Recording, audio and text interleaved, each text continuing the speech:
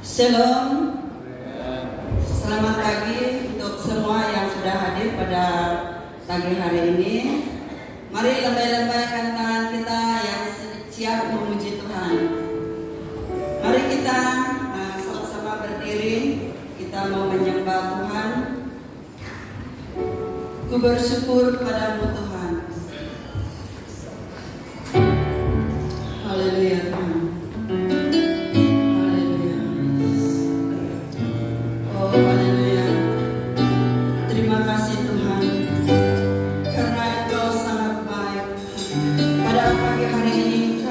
Bersyukur, kami mau bermasmur bagi nama-Mu ya Bapa.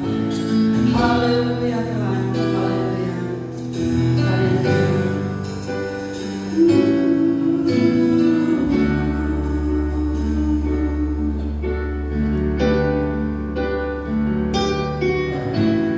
Ku bersyukur padamu Tuhan, atas kasih-Mu dan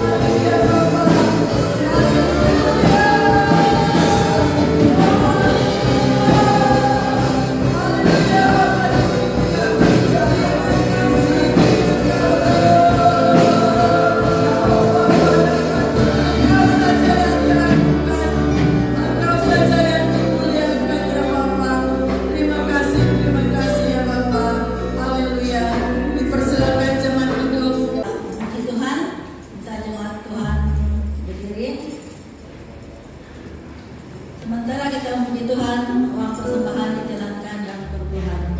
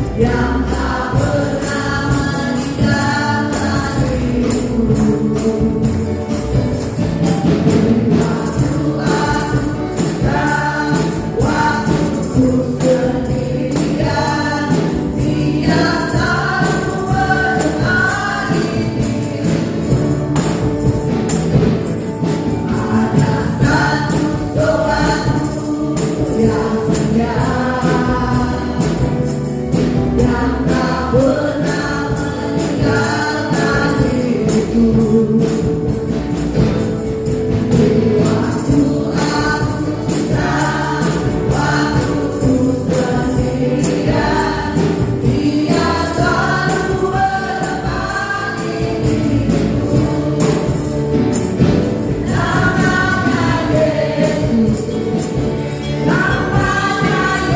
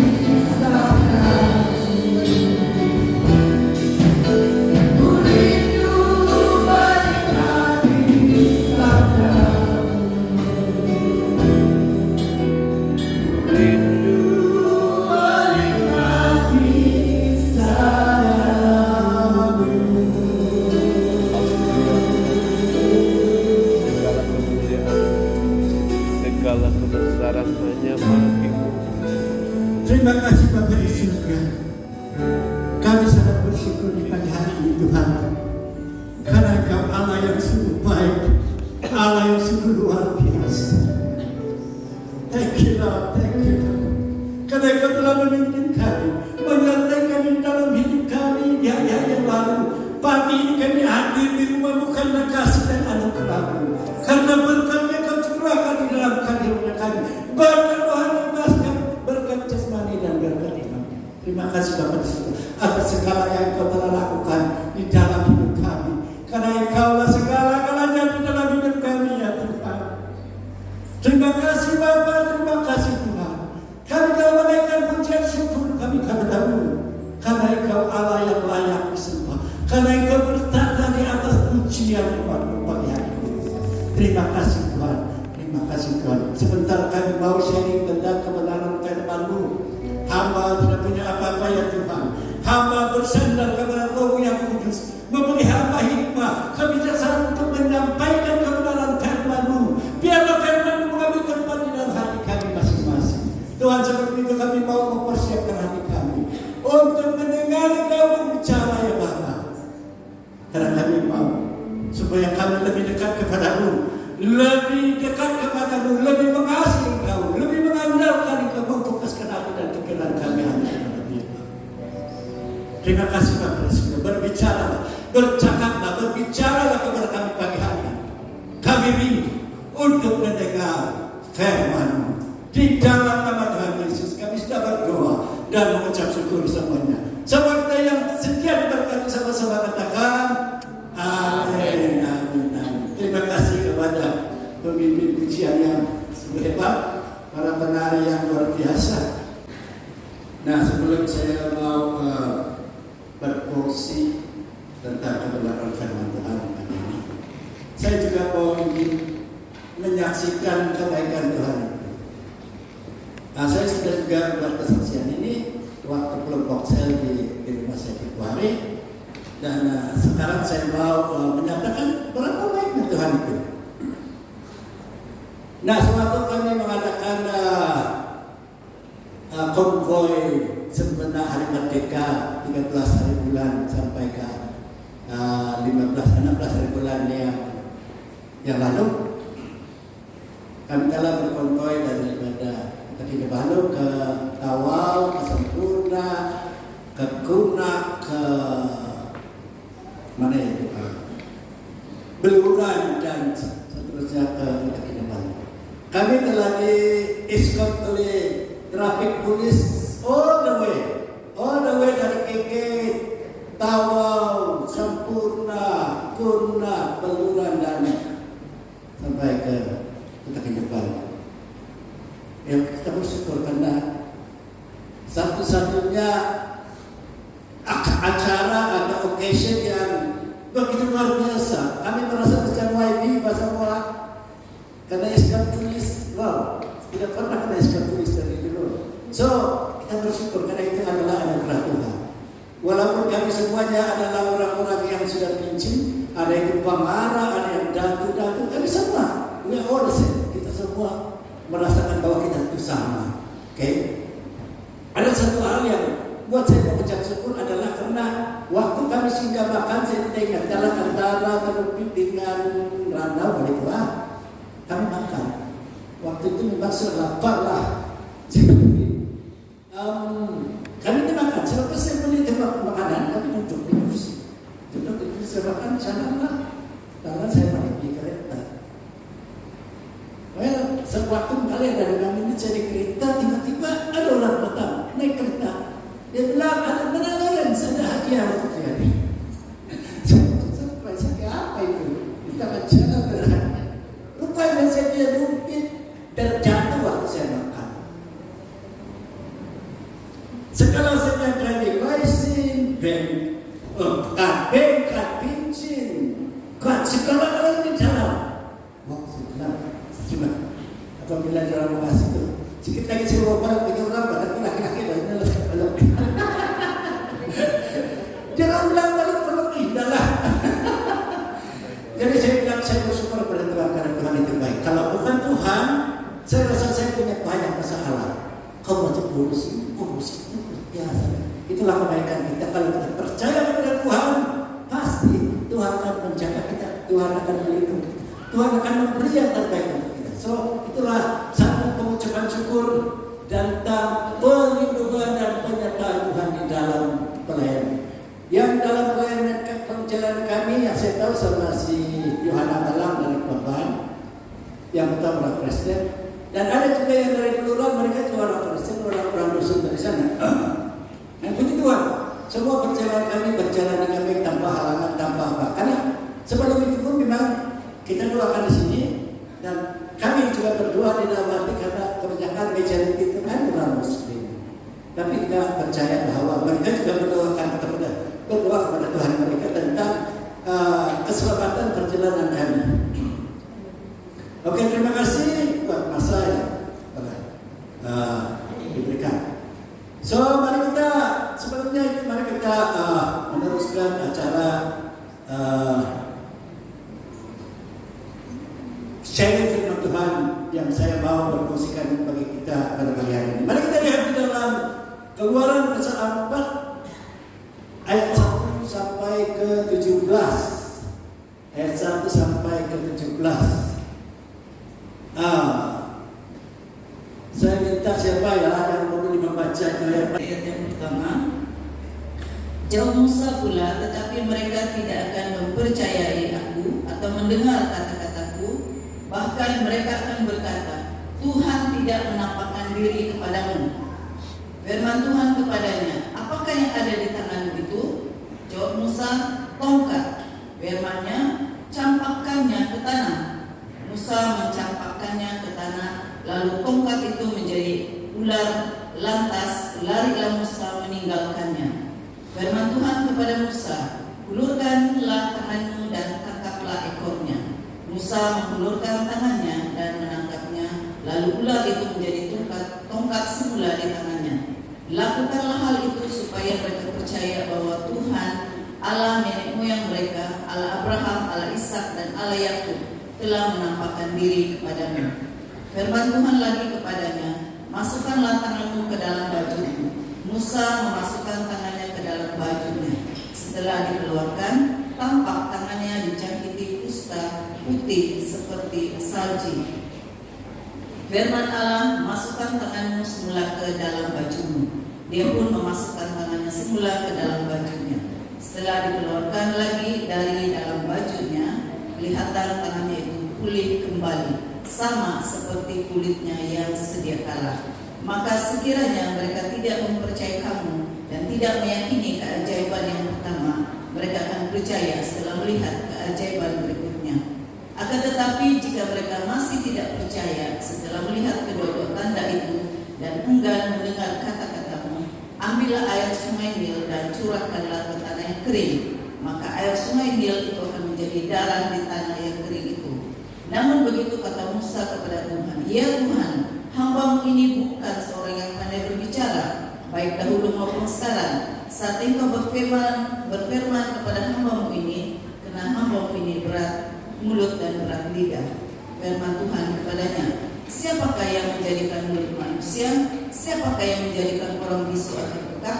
Boleh melihat atau bukan? Bukankah aku, yaitu Tuhan?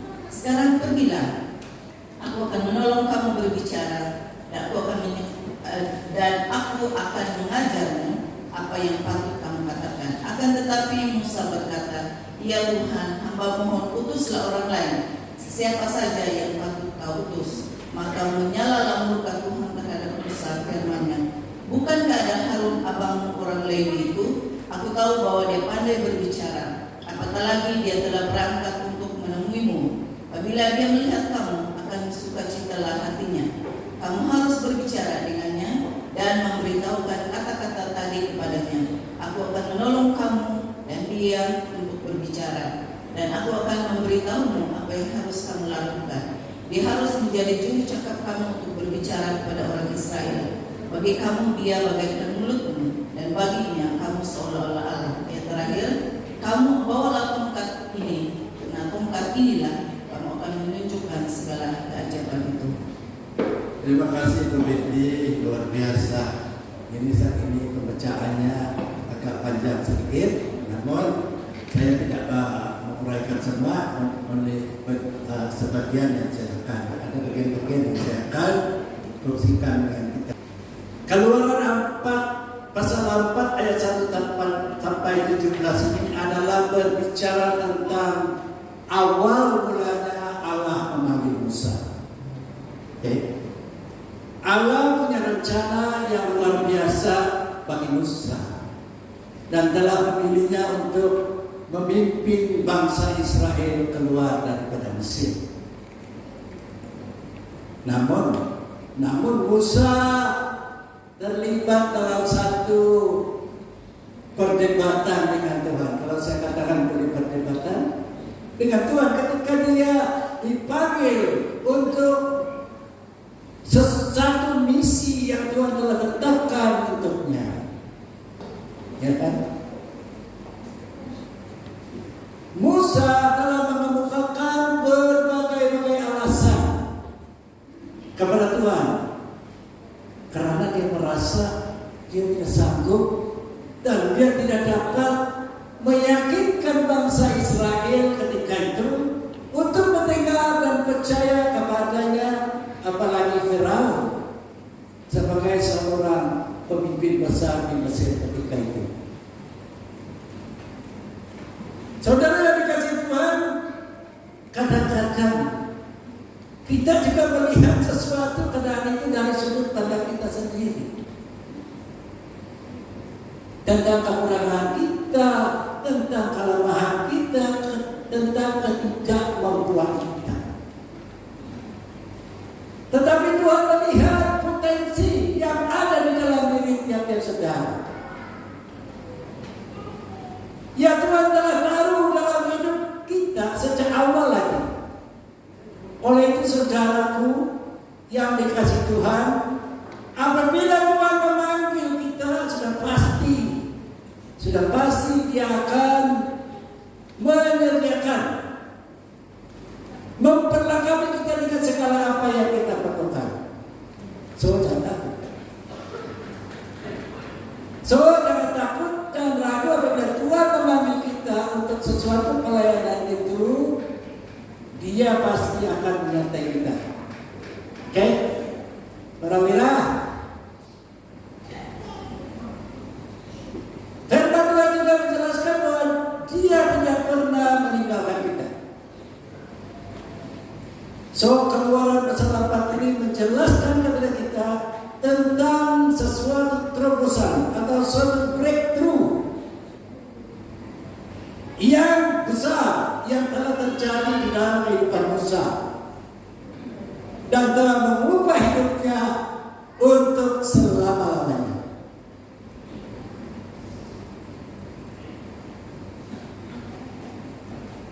Mari kita belajar lebih lanjut tentang peristiwa ini.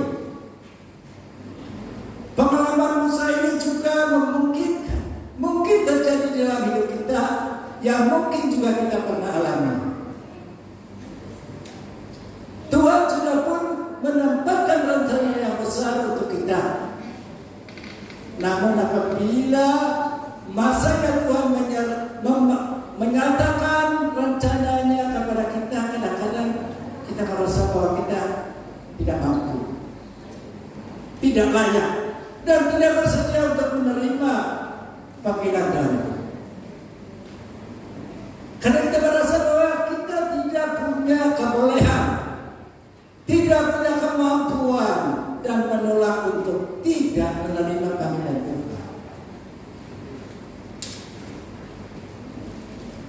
Saudara yang dikasih Tuhan, kita selamanya tidak menyadari apa yang ada di dalam diri kita. Sebab Tuhan punya rencana yang besar yang dia taruh di dalam kehidupan kita, saudara. Tetapi si iblis, si setan itu tidak mau rencana Tuhan itu terjadi di dalam hidup kita. Oleh itu si iblis ini pun coba menipu kita, merusakkan pikiran kita, sehingga kita merasa tidak mampu dan tidak dapat melihat potensi yang ada pada kita sendiri.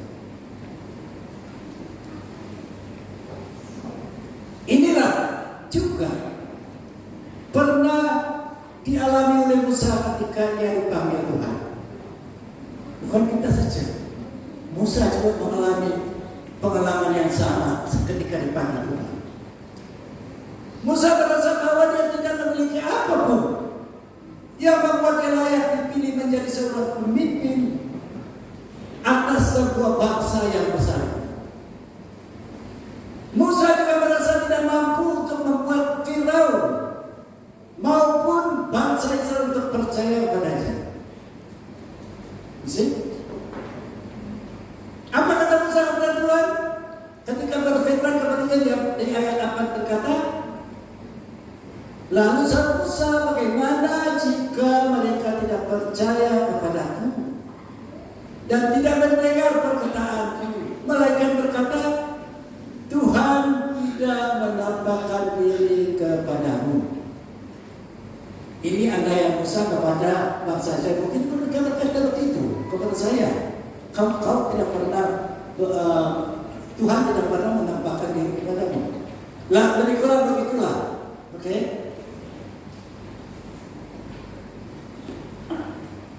Musa juga tidak yakin bahwa bangsa Israel mau mendengar dan percaya kepada perkataannya. Apalagi Firaun adalah seorang pemimpin bangsa Mesir yang besar. Sepertinya bangsa Israel ini tidak bersedia mendengar perkataannya. Nah, Musa merasa bahwa bangsa Israel tidak mungkin mau dipimpin Musa keluar dari perhambaan di Mesir dan pergi ke tanah perjanjian yang telah ditetapkan oleh Tuhan bagi. Nah, saudara yang dikasihi Tuhan, Musa adalah salah satu nabi dan pemimpin besar yang pernah tercatat di dalam Alkitab.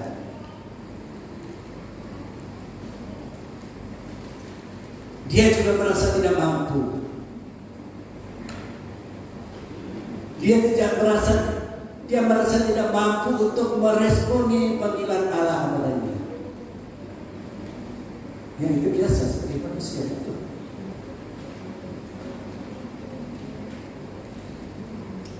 Sebab dia tidak menyadari bahwa ada kelebihan yang ada di dalam dirinya yang membuat Allah memilihnya.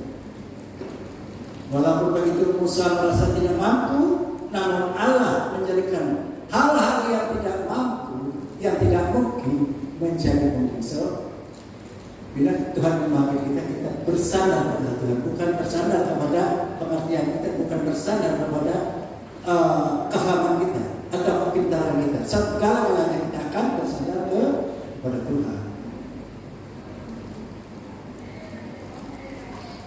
So, Musa juga berkata kepada Tuhan bahwa dia tidak pandai bercakap.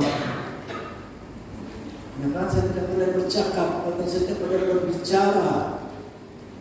Kalau kita lihat di ayat yang ke-10, Musa berkata, Tuhan, aku tidak pandai bercakap, aku tidak pandai berbicara.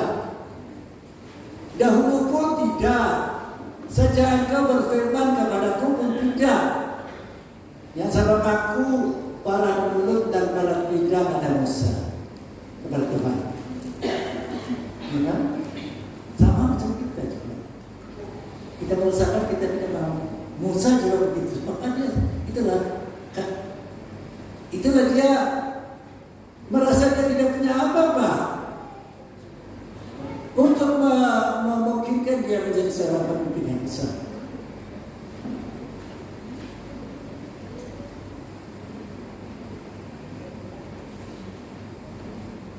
Sampai kata dia berat mulut, berat lidah, tidak pandai bercakap. Sebab Musa ini bila dia bercakap, ada kata dia gagap percakapannya. Ada kata maka, kata dia, kata lah, dia maka, kan ini maka, terhadap, ya. Maksudnya raya tidak dia berkapan tidak boleh terus pak. Besar ya lebih kurang begitu lah.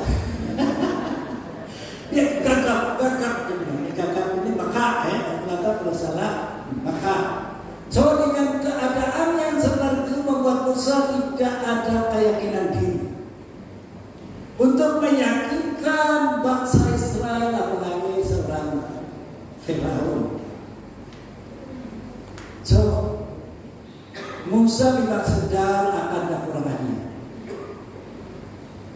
Maka dia pun terus mengungkapkan hal itu kepada Tuhan. Dia berbicara kepada Tuhan. Karena Tuhan memanggil dia cakap dengan Tuhan. Ya kan? Artinya kalau sekarang ini apabila kita dipanggil kita berdoa kepada Tuhan. Tuhan macam mana ini? Kau memanggil saya, apa yang saya perlu buat? Apa yang saya perlu lakukan? Ya, kita minta kebijaksanaan dari Tuhan. Hikmah dari Tuhan di dalam kita melakukan pelayanan yang Tuhan percayakan kepada kita.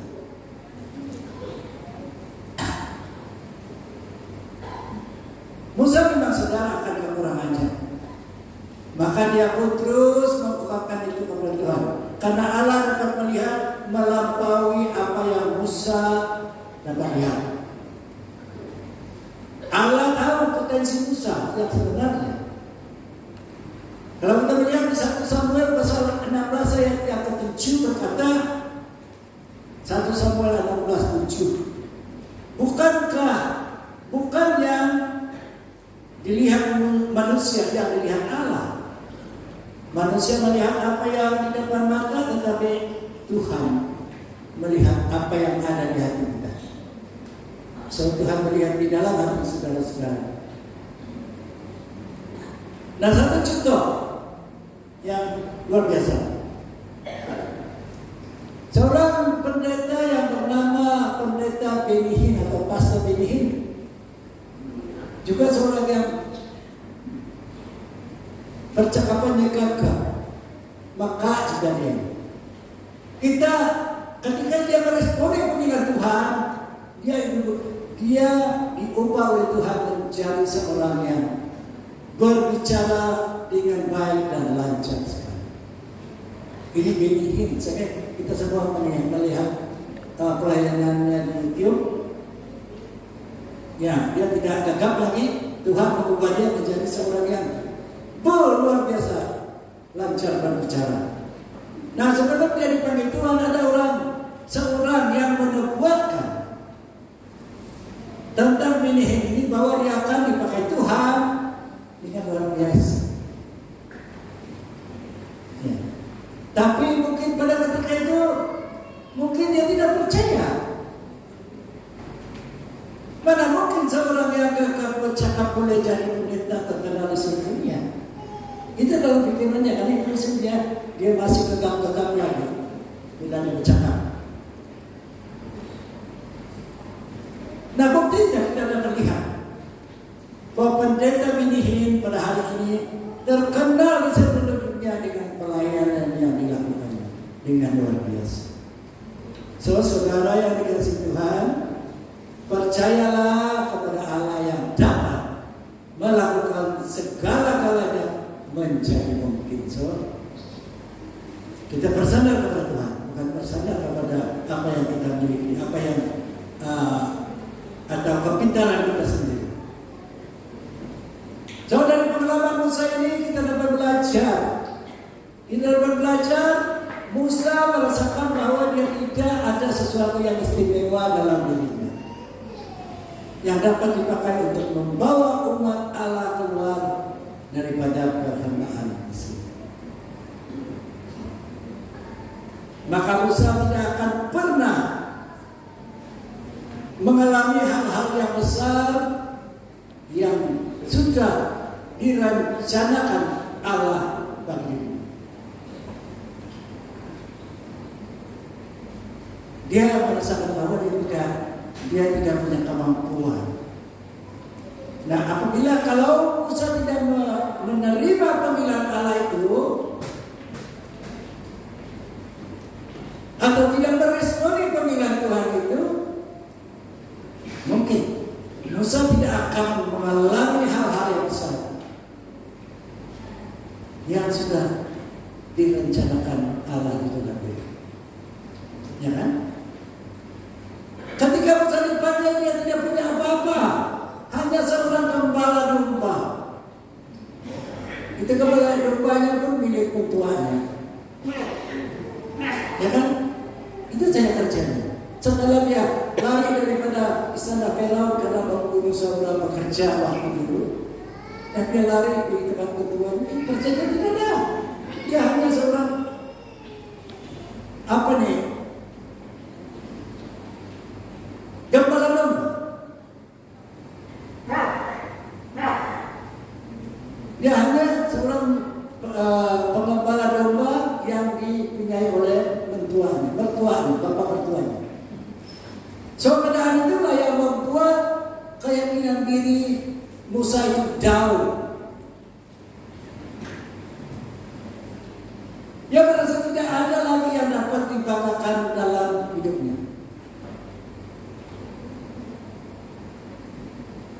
Dia merasa gagal. Itulah sebabnya Musa berkata kepada Tuhan di ayat 13, Tuhan, utuslah kiranya siapa yang patut kau utus. Ini sudah macam itu saja Tuhan, utuslah kiranya siapa saja yang patut kau utus. Memang dia tidak punya hati merespon kepada panggilan Tuhan.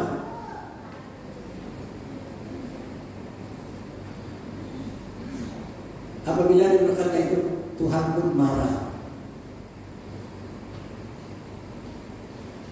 Kita baca seterusnya dia katakan, maka bangkitlah murka Tuhan terhadap Musa, dan ia berfirman. Marahnya pun bukan marah macam orang. Bukankah di situ ada Harun? Harun orang Lewi. Kalau di versi lain dia bilang kakakmu. Kalau kita kakak perempuan, tapi kalau kita ini abangmu. Karena Harun itu adalah abang Musa, lebih tua daripada Musa. Oke? Dia akan engkau harus bercakap kepadanya dan menaruh perkataan itu ke dalam mulutnya. Itu kata Tuhan. Dia bilang sama Musa, kau taruh cakap di dalam mulut Harun. Dia bilang,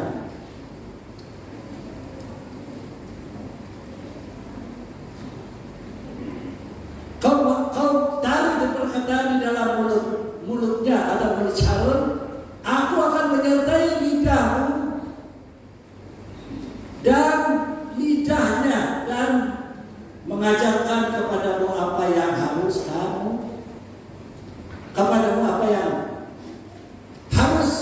kamu lakukan. Dan Tuhan berjanji, Tuhan sudah berjanji kepada Musa, Dia akan memberi mereka, memberkati lidah mereka dan semua lidah Harun.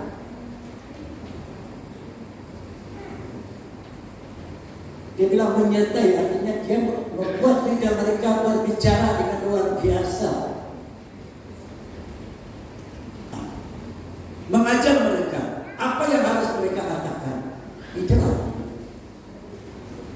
itu yang terjadi. Di ayat 16 dia juga harus berbicara bagimu. Maksudnya dia Harun harus bercakap bagi pihak Musa, bagi bangsa Israel. Karena Musa tidak pernah bercakap, maka dia utus Harun sebagai juru bicara atau juru cakap bagi pihak Musa, bercakap kepada bangsa Israel. Oke? Dia menjadi penyambung lidahmu, kata Tuhan. Engkau menjadi seperti Allah baginya. Apabila Tuhan berfirman kepada Musa, dia bilang Harun akan menjadi penyambung. Maksudnya menjadi apa yang Musa katakan, sampaikan kepada Harun, dia akan menyampaikan kepada bangsa Israel. Oke? So bagi bangsa Israel, Musa ini seperti Tuhan bagi mereka. Karena segala perkataannya punya kuasa, punya otoritas. Ya kan? So Tuhan sudah memberi dia power, kuasa. Dia bilang, kau akan menjadi seperti Allah kepada mereka. Wah, luar biasa. Kalau Tuhan memanggil kita, pasti Dia akan memperlengkapi kita dengan segala apa yang kita perlukan. Okay. Kalau kita melihat karakter Musa ini cukup luar biasa. Dia banyak alasan cepat menolak daripada panggilan Tuhan. Tetapi Tuhan tahu bahwa dia punya potensi, dia punya talent yang boleh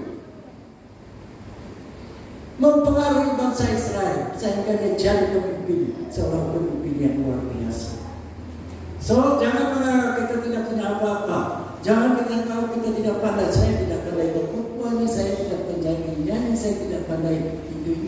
Tapi kalau kita bersandar kepada Tuhan, apabila Tuhan melakukan sebuah tidak ada yang tidak mungkin. Karena saya Tuhan tidak. Dia segala-galanya. Apa yang kita perlu kita minta aja. Bapak, itulah makanya kalau orang kita selalu minta. Karena Dia Bapa kita. So, pasti apabila anaknya minta sesuatu akan Dia penuhikan.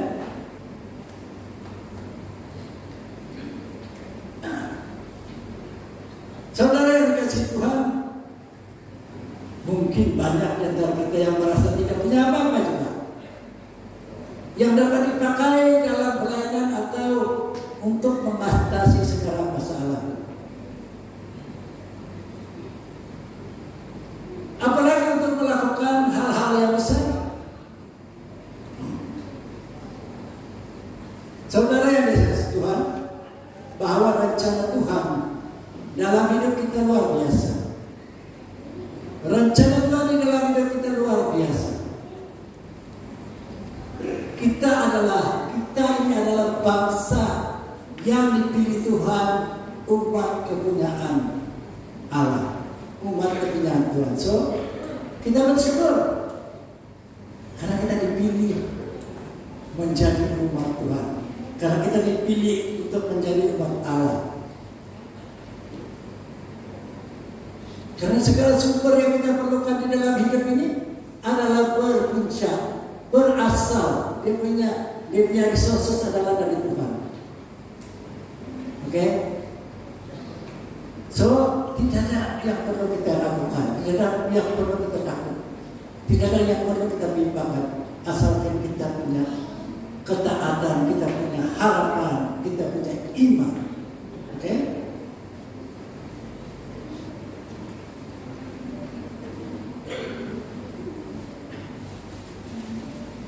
Rencana Allah adalah memakai hidup kita untuk menyatakan kemuliaan.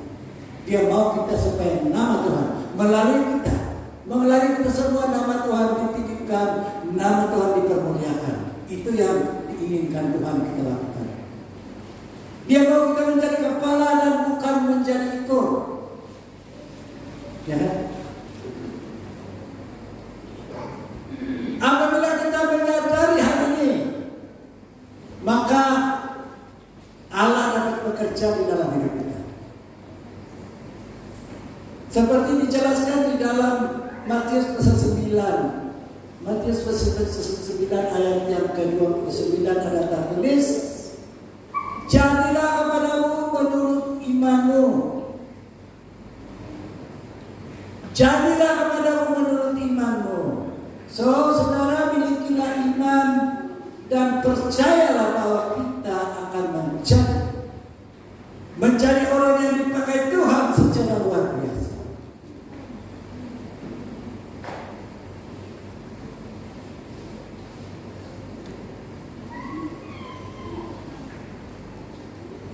Kalau kita memikirkan keadaan kita yang tidak punya apa-apa, maka kita tidak akan berani melangkah. Saudara, kalau kita memikirkan saya tidak punya apa-apa, saya tidak pandai ini, saya tidak pandai itu. Semua orang tidak pandai, tapi kita harus belajar. Macam budak-budak kecil, mula-mula di sekolah tidak tahu apa, ABC tidak tahu. Tetapi bila mereka belajar, mereka menjadi pandai. So, saya prinsip yang sama kita harus lakukan. Yang kita tidak tahu, kita cuma belajar. Kita tidak tahu minta orang saja kita tunjuk dengan orang lain. Kalau kita berdiam, macam mana kita lebih pandai? Ya kan? Ya.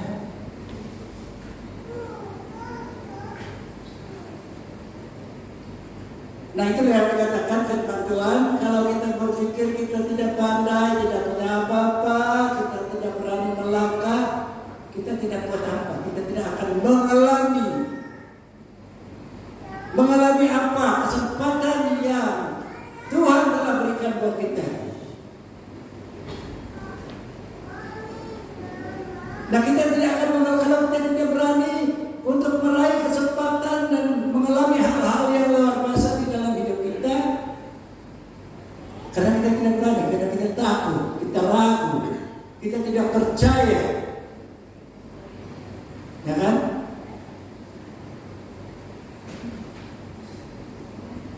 Sama seperti Musa. Musa kata, saya tidak pernah bercakap nih.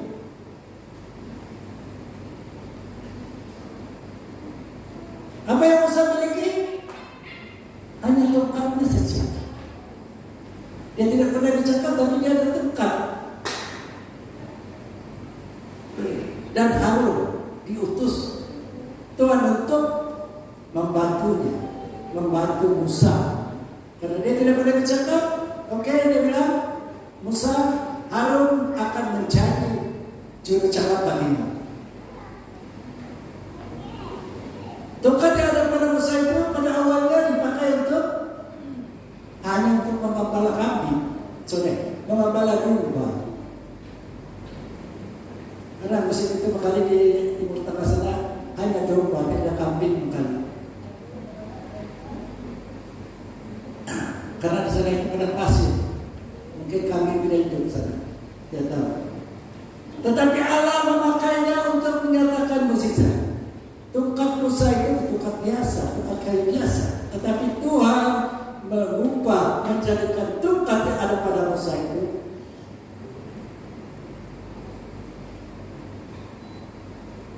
untuk menyatakan mukjizat kepada kita. Saudara, tema daripada khotbah itu adalah ada kesadaran.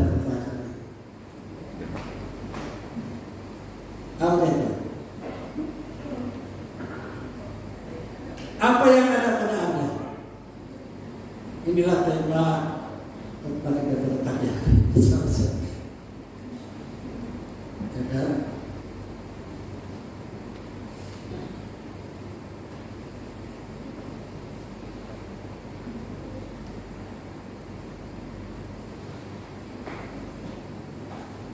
Ya, saudara, itulah tongkat yang ada di dalam Musa itu adalah tongkat biasa, tongkat kayu biasa, tidak ada apa-apa.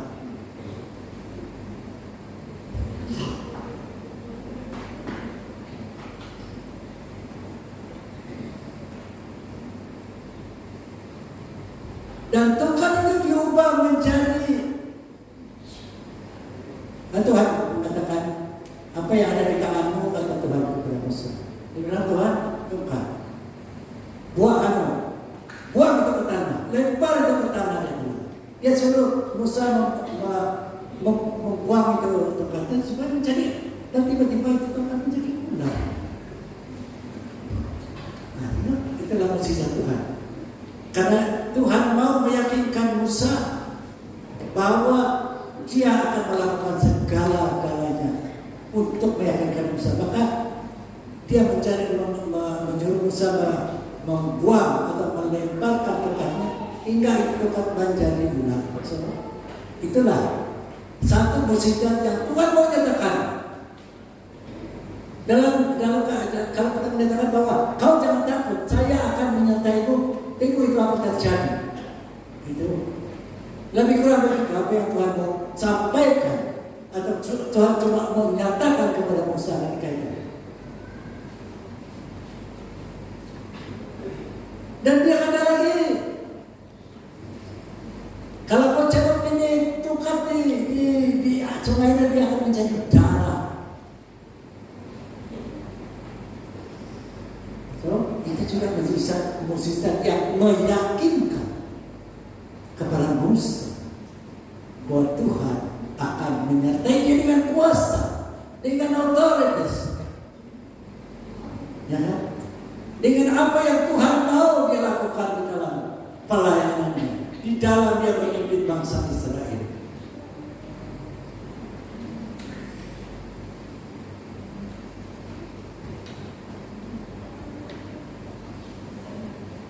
Dan tongkat itu juga Musa pakai untuk membelah Laut Merah menjadi dua. Tongkat yang sama apabila diangkat tongkatnya ketika bangsa Israel terkepung tentara Mesir di sini, Laut Merah di sini, tidak boleh pergi mana-mana sudah. Mereka orang-orang bangsa Israel pun sudah marah-marah sudah sama Musa. Macam mana sudah kita ini, mati kita ini. Tapi Tuhan sentiasa memberi jalan keluar. Walaupun rasanya tidak mungkin, walaupun kita rasa impossible, tapi bagi Tuhan tidak ada yang tidak mungkin. Ya kan? Dan disitulah dia menyatakan kuasanya. Apabila bangsa Israel, umat Israel mengeluh, dia berkata kepada, angkatlah tongkatmu. Apabila diangkat, air terbelah dan bangsa Israel dapat berjalan dengan tanah yang kering ke sebelah sana. Luar biasa. Tongkat yang sama dipakai Musa mengembala domba, tetapi di tangan Tuhan tongkat itu dipakai untuk memimpin bangsa Israel keluar dari tanah Mesir menuju ke tanah Kanaan.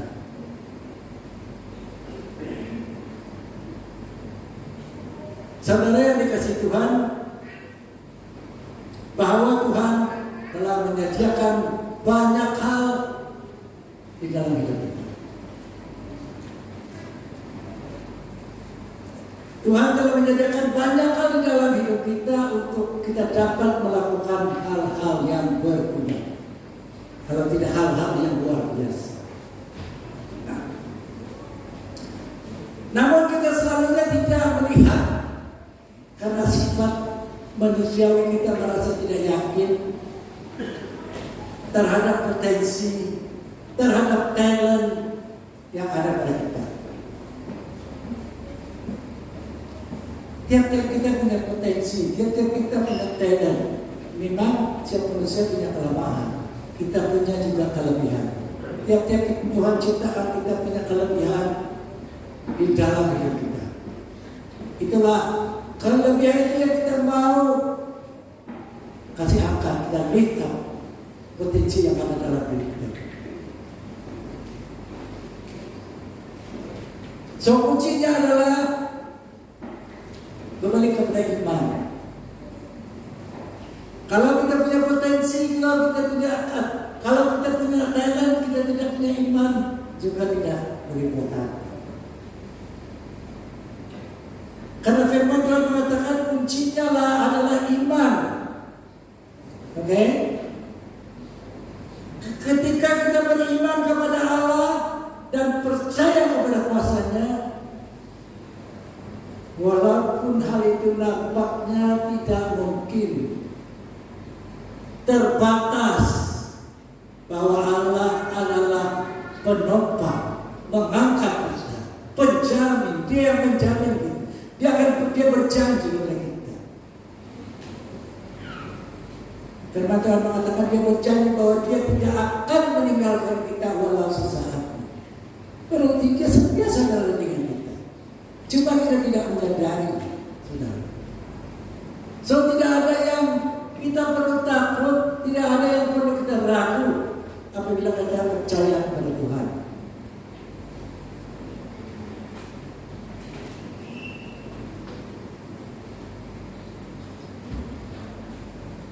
Talent adalah potensi yang ada pada kita dapat dikembangkan. Kalau kita dalam diri kita ada talent, ada potensi yang dapat dipertingkatkan, dapat dikembangkan. Macam mana mengembangkannya? Contoh, apabila kita tidak pandai sesuatu, kita belajar supaya kita menjadi pandai. Itu caranya kita mempertingkatkan apa yang kita tidak ada supaya menjadi ada. Oke? Kuncinya ialah kita terus mengusahakan. Dan kita harus berusaha. Kalau kita tidak berusaha, pasti tidak akan mencapai sesuatu. Ya kan? Kita harus berusahakannya dengan iman. Kita kembali kepada iman. Kuncinya iman, ketaatan, kesetiaan. Maksudnya kan, bila kita membuat sesuatu, kita mesti taat melakukannya dengan sebaik mungkin. Kita harus setia melakukannya. Oke? Supaya itu akan menjadi yang terbaik. Maka pasti apabila kita setia dengan iman, kita taat, setia, maka pasti talent yang kita ada itu akan berkembang atau levelnya akan meningkat.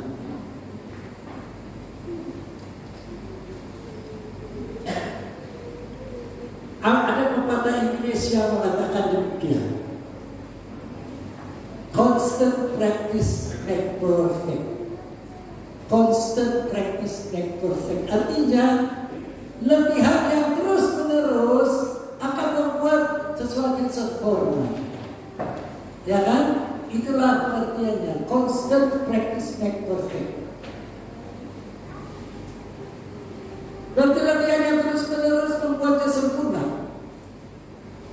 Begitu juga keadaan kita sebagai manusia. Apapun yang kita miliki,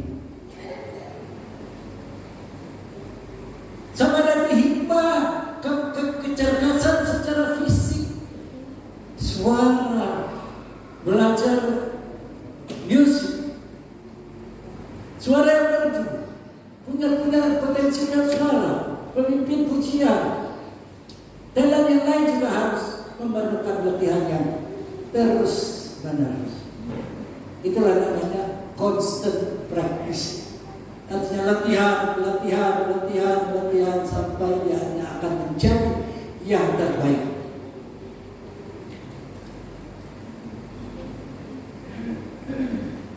Kita akan merasa heran. Wah, mula-mula saya tidak percaya saya boleh melakukan itu. Tetapi kalau kita melakukan itu hari demi hari, kita akan merasa heran, banyak ini juga sehat. Ya kan? Kalau saya dulu berdiri di depan ini, mula-mula saya pikir ada yang sampai di sini lepas apa yang harus cakap. Sama. Bila kita sudah biasa, ya kita tidak akan merasa ragu. So itulah namanya constant practice make perfect.